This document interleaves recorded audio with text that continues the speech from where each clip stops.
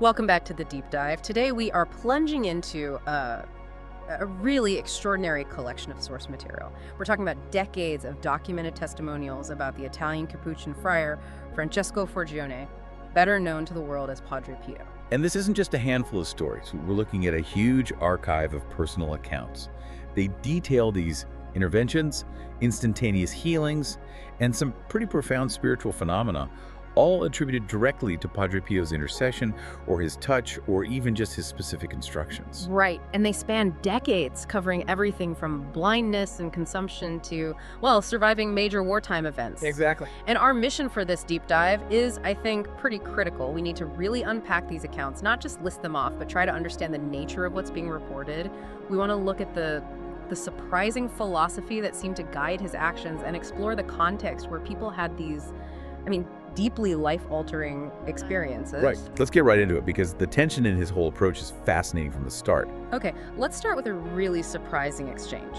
It shows that Padre Pio's priority wasn't always what you'd expect, physical comfort.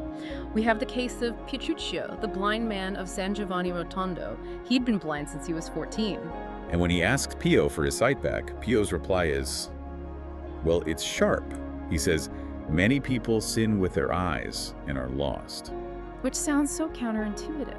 It does. The source describes it as a moment where Pio is basically putting Petruccio's soul first, suggesting that his blindness was, in a way, a guarantee of salvation. But Petruccio's response is what changes everything. He says, I only want my sight if it is good for my soul. Wow, what a reply. It's an incredible reply. Yeah. And it satisfied the father. This whole exchange sets up a crucial point for everything else we're going to discuss. For Pio, spiritual health was always the primary goal. So if he seemed to prefer Petruccio stay blind for spiritual reasons, then why do we have all these other sources, these accounts of him completely overturning medically incurable conditions, especially with sight? And that is the central tension in all this material. He often stepped in precisely where medicine had said, there's nothing more we can do. Look at Gemma Di Giorgi in 1947. She was born completely without pupils. Without pupils, doctors had declared her incurable, right? A biological impossibility to see. Absolutely. Her grandmother brings her to Padre Pio.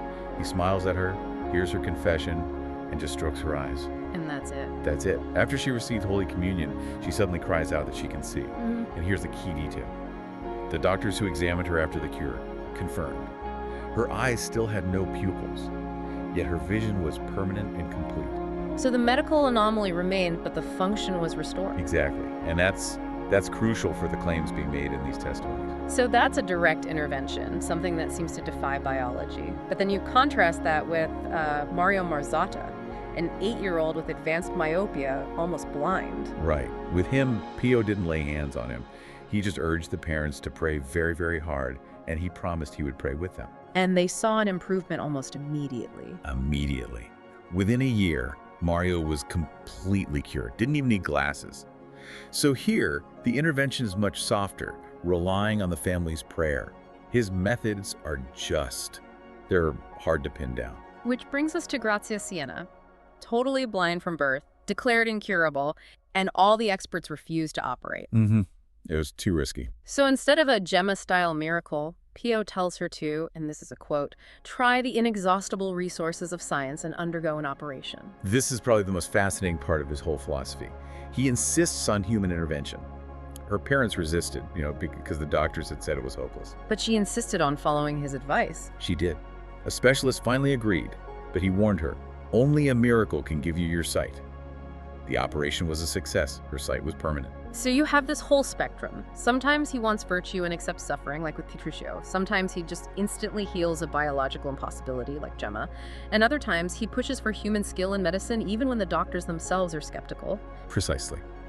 It suggests he saw medical science not as a competitor to faith, but as another possible channel for a divinely willed outcome. A kind of combined manifestation of divine will and human agency. Let's shift to some of the more dramatic interventions, the life-threatening illnesses, cases where doctors had literally given up. Yes, like Maria Cozzi-Giuliano back in 1919. She had a severe tumor on her tongue, an epithelioma, which was incredibly painful. She couldn't even chew. An operation was scheduled. But she was given a portrait of Padre Pio, and she performs a triduum. A triduum, yes. It's a dedicated 3-day prayer cycle. She was invoking his intercession.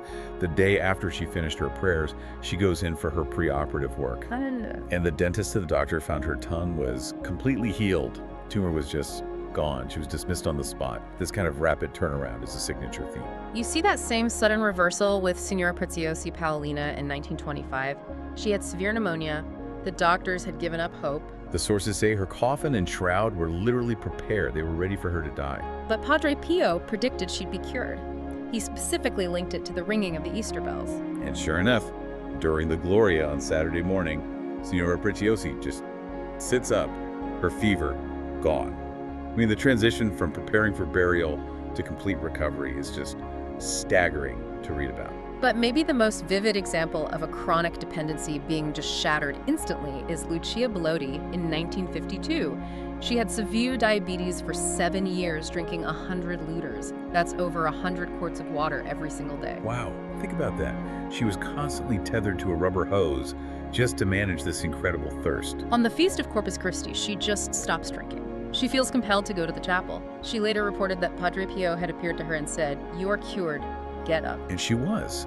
Instantly and completely cured. She pushed away the rubber hose she depended on for her life. The pattern is so consistent.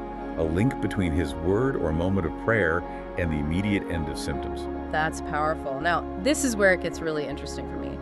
The instances where the healing happened without any direct physical contact at all. We're talking about cures at a distance, through objects or even in dreams. These proxies add a whole other layer. Take Maria Panisi, who had tuberculosis. She was first cured by his touch, but then she got sick again when she left Pietrelcina, against his advice. And the second cure. The second time, she was cured after being touched with a piece of material stained with the blood of Padre Pio. So the object itself seemed to carry the healing power. And we see that with a photograph too, in the case of Gianfranco Cuccoli, a little 4-year-old boy. He had bronchial pneumonia that led to meningitis and a really dangerous temperature of 106.5. His mother was desperate. At midnight, she put a photograph of Padre Pio under his pillow and just prayed. The fever broke. He coughed up a lot of mucus, and later the child said he saw the infant Jesus and an angel by his crib. So this a belief in spiritual power being channeled to a physical object is central to these claims. The timing is often incredibly specific as well. There's Francesco Fazzetta, who had consumption and a lung abscess. His fever broke and stopped permanently on the evening of January 3rd, 1947. In the letter he received back from Padre Pio, the one affirming the cure and sending a benediction, was dated January 3rd, 1947. The cure and the date on the letter coincide exactly. It implies this sort of spiritual timing. We also have accounts that suggest his influence went beyond just healing. It involved protection, which leads us to this phenomena of bilocation. Bilocation, right. The ability to be in two places at once. You see this in the story of an Italian soldier in Africa during World War II. During a battle, a monk, who he later identified from a photo as Padre Pio, forcibly pulls him away from a rock. And moments later, that exact spot blew up from enemy fire. The implication is that a second presence of Padre Pio saved his life. And we also have the Countess Baiocchi in Rome. She kept hearing a mysterious voice telling her, "Go to Dr. Festa." Right, and Dr. Festa knew about these reports, about Pio's ability to use bilocation of the voice. He suggests she see the Father, and she's later cured after Pio tells her husband to pray. Amazing. And just to come back to Antonio Munari, the man who was cured of deafness with a slap. Yes, but the remote grace came later. He'd been looking for a job for 3 years. He has a dream where Pio appears and says he cured Munari's son of a very grave malady. Soon after that, Munari gets a permanent job. So it's not just physical health, it's spiritual grace, protection, and even practical things like employment. The accounts are full of this, especially protection from military personnel during World War II. We have to talk about Chaplain Don Vittorio Filosotti. The hospital A ship. hospital ship. He claimed he put the ship and all 37,000 wounded patients who passed through it under Pio's protection. Over 24 months, he says only 55 died. That's an incredibly low mortality rate for a wartime hospital ship. He'd personally survived bombings and even his ship being torpedoed. He said he should have died instantly, but he saved himself while unconscious, and he attributed it all to Pio's protection. These physical marvels often acted as a catalyst for something deeper, right? For spiritual transformations.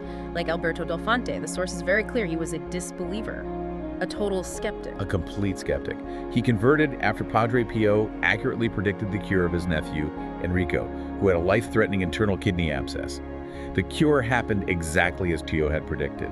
This one specific, undeniable event caused a complete spiritual realignment for Alberto. He went on to write books about Padre Pio. So we've seen this staggering range of claims. Instant healing, protection from bombs, conversions, items with healing power. It's so important to remember the official context here.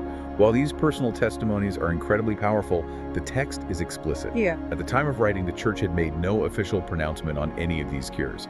And that kind of investigation, as we see with cases like Lourdes, can take decades. So, for you, listening to all this, what does it all mean?